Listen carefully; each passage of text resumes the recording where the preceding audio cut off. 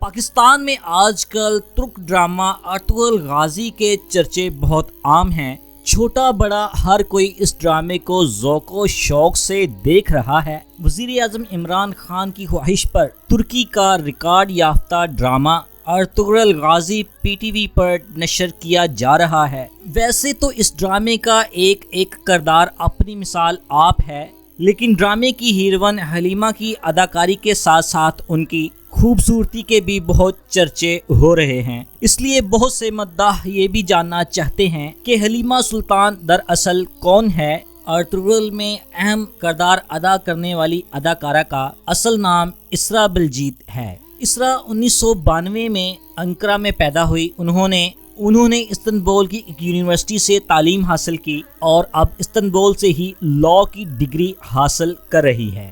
اسراء بلجیت نے اپنی اداکاری کا آغاز ہی ارطغرل غازی سے کیا۔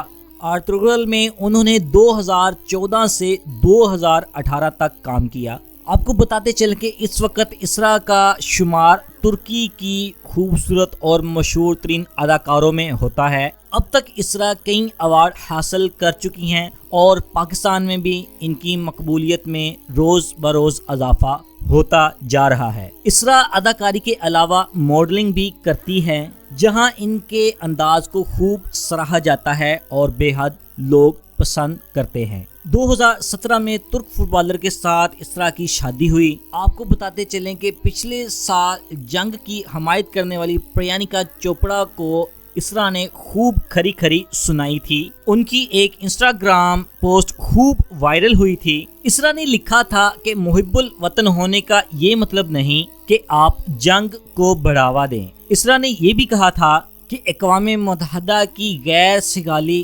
سفیر ہونے کی حیثیت سے تمہیں اس بحث کا حصہ نہیں بننا چاہیے تھا، اسراء نے پریانکا چوپڑا کو کہا۔ اداکارہ نے کہا کہ پاکستان اور پاکستانی ہمارے دل میں بستے ہیں۔ اس کے علاوہ مسلمان لڑکی کی بے عزتی کرنے پر اسراء نے پریانکا کو خوب لتاڑا تھا۔ ارطغرل غازی دنیا کے 60 ممالک میں دکھایا جا چکا ہے اور اب پاکستان میں بھی پی ٹی وی پر یہ ڈرامہ نشر کیا جا رہا ہے۔ ارطغرل غازی کو 13ویں صدی میں اسلامی فتوحات کے حوالے سے کافی اہمیت حاصل ہے۔ دوستو، اگر ارطغرل غازی کے بارے میں آپ اور بھی معلومات جاننا چاہتے ہیں تو ہمیں کمنٹ باکس میں بتائیں کہ آپ کیا جاننا چاہتے ہیں۔ ہم آپ کے لیے اتھینٹک اور بہت ہی اچھی انفارمیشن لے کر نئی ویڈیو میں حاضر ہوں گے۔ اللہ حافظ۔